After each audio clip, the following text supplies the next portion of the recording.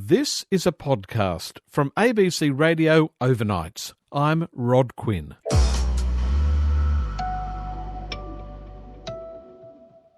For thousands of years, dragons have been part of mythology and popular culture, from ancient Egypt all the way up to Game of Thrones. But is there any historical basis to what a dragon is and to the stories about them? And why do so many cultures have dragon stories? Dr. Caroline Larrington teaches medieval literature at Oxford University and is an expert in dragons. Caroline, welcome to Overnights. Hello, Rod. It's wonderful to be here. Tell me, do we know when dragons first appeared in mythological literature? Well, we can trace them back to Greek literature and to Chinese literature as well. So from really the very earliest texts that we have written down in any of the world's languages, we have dragons, sometimes sea dragons, appearing. The first ones we have in England are mentioned in 793 AD, when some flying dragons were seen flying over the north of England. And that was a sign that the Vikings were coming. And indeed, they raided the monastery of Lindisfarne that very same summer. So what was the basis for these dragons? Presumably there were sea creatures, for example, that they assumed or thought were dragons. But where were the flying dragons coming from? Well, we would really love to know, I think. People have suggested all kinds of things, like very implausible ideas, like they're a kind of race memory of the dinosaurs, but clearly humans and dinosaurs never lived in the same time zone, and really people weren't excavating dinosaurs at the time these stories grew up. It may be that the Near Eastern ones were kind of like super crocodiles. That if you imagine a crocodile grown even more huge and threatening than your Australian salties, you could imagine that as the very worst kind of monster. But the flying monster is quite unusual, but yet found all over Northern Europe at any rate. Chinese dragons live in rivers, and they're rather more benevolent and guardians of fertility. But the flying fire-breathing dragon is a particularly frightening type. Ooh, did all dragons breathe fire, certainly in Europe? No, quite a lot of dragons are poison spewing, which isn't great either, obviously. But they don't fly. They tend to just lurk around in marshes, or sometimes with their tails in wells, and the life-giving water of the well gives them the vitality to keep going. So they just spit poison, and they're not so much a problem. They do, of course, creep out and eat cattle and maidens if they get the chance. But that kind of dragon, you can often buy them off by giving them troughs of milk. Dragons really? Apparently very they like fond milk. of milk. Really? Yeah, but obviously it's pretty expensive for your community to keep handing over that amount of milk on a regular basis. But you can live alongside those dragons until someone comes along who can deal with them. Whereas a fiery dragon, you can't just kind of kick back and say, well, I guess we can deal with this thing coming over, essentially kind of raising our settlements to the ground. Someone has to deal with a fiery dragon quite quickly. And who does put their hand up to deal with a fiery dragon? Who in the village or who in the country would say, I'm going to take on these dragons? Well, in the Old English poem Beowulf, there's the old king Beowulf himself is the one who insists on taking on the fire dragon. And he gets some special equipment. He gets what he thinks is a fireproof shield and his best sword. And he tells his companions to stay behind and he'll deal with the dragon himself. That doesn't go too well. He gets very scorched. And this dragon also spits poison as well as fire. And in the end, one of his young companions comes to help him. But the fire dragon can sometimes be just shot down if you know where he's vulnerable. And quite often there's somewhere on his belly where you can just take aim and fire. Or this is not a fiery dragon, but the best known dragon of Old Norse mythology, Fafnir, he has a soft spot in his belly, but the hero there just digs a pit in the path that the dragon must crawl down to go to the river to drink. And then he just sticks his spear up, or rather sticks the sword up as he hears the dragon going over the top of him, and he hits the right spot. So sometimes it doesn't have to be a kind of hand-to-hand fight with the dragon. A lot of the time it's cunning technology that defeats him.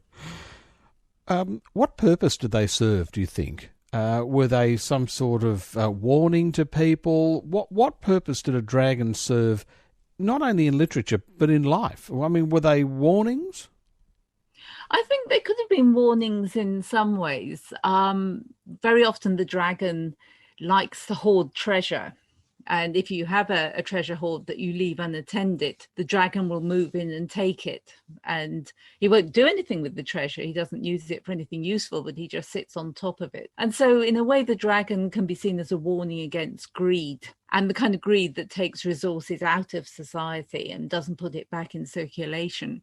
But the kinds of dragons who live on the edge of human habitation in marshes or in caves, in valleys, on a hillside, sort of mark the edge of civilization, that humans can't expand their settlements out in that direction till the dragon has been relocated. And that can mean a hero who goes and deals with it using his spiked armor and some kind of special sword. Or sometimes we have saints who simply go out to talk to the dragon, and through the power of God, they can lead the dragon off somewhere else. So the saint doesn't always have to kill the dragon. He puts his sort of priestly stole around the dragon's neck and leads him away and puts him in a place where he won't do any harm. So I think these dragons are partly about the untamed wilderness and how you have to make it safe for humans to be able to expand their settlements in that direction. Caroline Larrington is our guest from Oxford University, telling us about the history of dragons.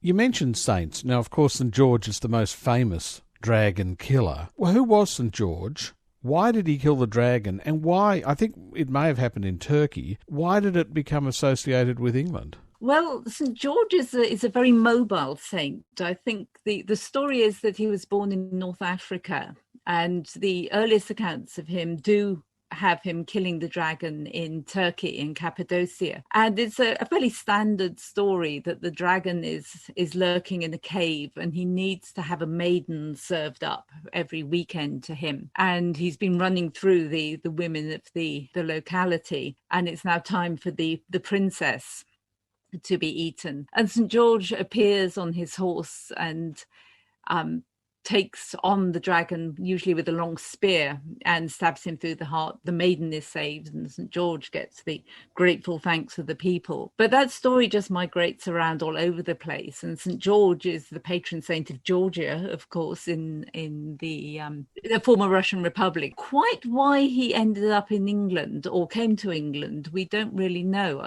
We have some pretty early references to him in mummers' plays from the medieval period. But in fact, St. George actually fought the dragon, forget about Turkey, just about 15 miles down the road from here in Oxford. He actually fought the dragon near you? In South Oxfordshire, as it is now. It used to be Berkshire. And you can see Dragon Hill, where the fight took place, and it's a chalk hill, and on the top of it the turf has got worn away, so you can see the white chalk underneath, and that's where the dragon's blood is kind of seared through the grass. And it's on the edge of the downs, and there you can see long ridges running from the top of the down into the valley, and that's where the dragon used to creep down to the River Thames to drink his water. So we know that it actually just happened very close to us here. But if people are out there slaying dragons all over the place in ancient mythology, or in medieval mythology for that matter, why did St. George become the most famous dragon slayer? I guess it's probably the case that he had quite an early life written about him. I imagine it's probably written in Greek and then translated into Latin and then just spread through Europe.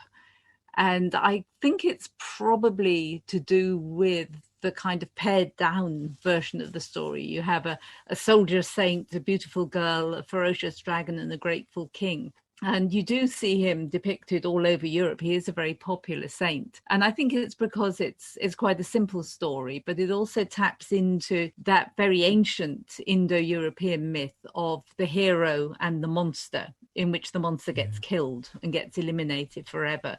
Whereas with some of these other saints who take the dragon off and relocate it somewhere, it's somehow not so final. It doesn't symbolize the overcoming of evil by God's power so much as a kind of ecological way of dealing with dragons. I love the fact that you say that not everyone had seen a dragon, but most people knew someone who had seen a dragon. It was like an elephant in some ways, that people might describe an elephant, and if you'd never seen one, you wouldn't believe that that animal would actually exist. And the dragon was the same thing. Yeah, I'm not sure that everybody knew someone who had seen a dragon, but everybody probably knew someone whose uncle knew someone who had thought he had seen a dragon at some point.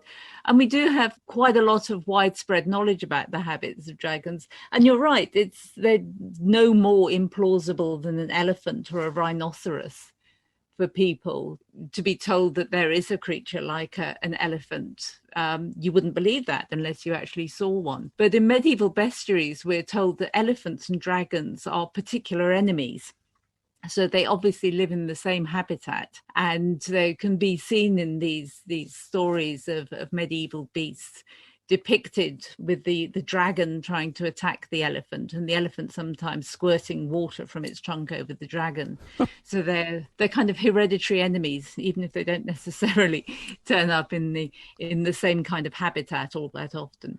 So into the 20th century, you have Tolkien basically writing about dragons. That's part of the Hobbit story, or various versions of dragons. When did they go out of mythological literature and turn up in a new kind of literature, do you think, in movies and TV as well? I think Tolkien was probably responsible for getting the dragon out of medieval story, or from the 16th and 17th century on, we have folk tales about dragons. Sometimes we have ballads telling the story. But the dragon gets more and more kind of a comedy figure in the popular stories. And you can kill the dragon by feeding him too much sticky pudding so that he sinks to the bottom of his pond. Or there's a splendid story in which a dragon is dispatched by a knight with a particularly pointy boot, which he's had custom made, and he kicks this poor dragon in the arse, and then it expires, lamenting that the knight had found his one weak spot.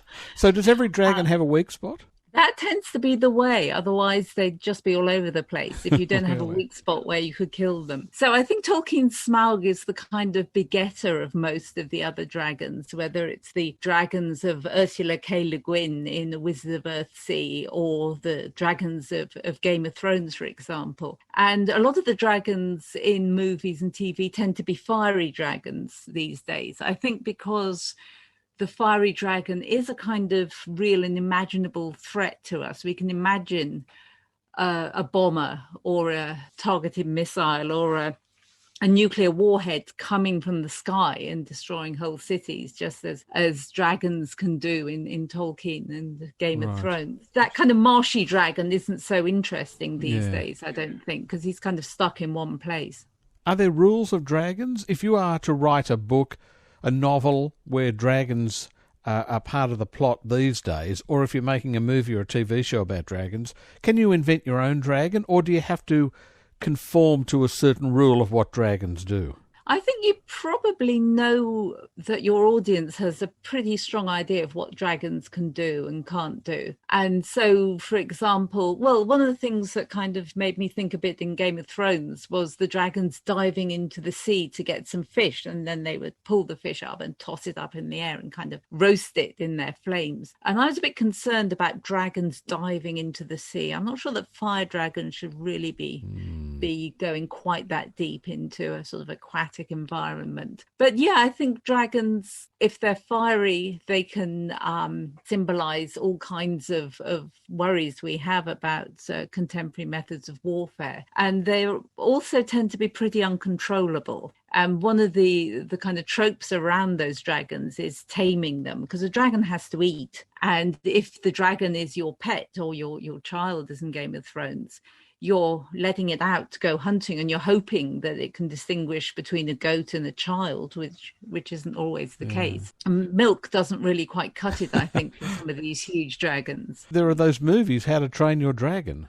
Yeah, and that just does point to the problem of what happens when you, quite often in some early stories, and you get this in modern repetitions as well, your dragon begins as really quite a small serpent, and there's a typical story where a princess is given a little snake for her birthday by her father, the king, and he says to her, well, every day you have to put a gold piece under it, and that will make the serpent grow. And then we cut to 5 or so years later, and the dragon is the size of a house, and he's sitting on a huge treasure hoard, and he's perfectly nice to his mistress, the princess, but he's entwined himself around her chambers, and now she can't get married because no suitor can come anywhere near her unless he kills the dragon. So you can kind of learn to live with the dragons, but then when they get too big and unmanageable, somebody has to deal with even these more peaceable ones. Why have they become the symbol of some nations? Now, the UK, you've got England, St George and the Dragon.